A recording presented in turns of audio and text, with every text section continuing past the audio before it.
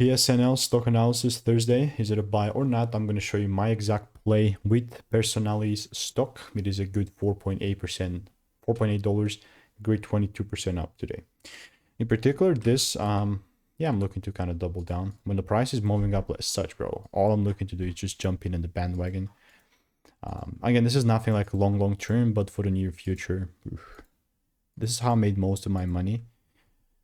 And it's taken me so much time to realize this, but like, I know it's going up. Why the heck would I just buy randomly, you know? Not what I'm looking to do at least, but if it does pull down a tad bit, and even like if there's like a 1 or 5 minute confirmation from here or even deeper, that's what I prefer, right? If not, it's all good. Again, not looking to just get involved randomly, but if you want to learn how I'm consistently making 5 to 10K per month without indicators, click the first link in the description. Get my free emails and I will continue to keep you updated. So goodbye and enjoy.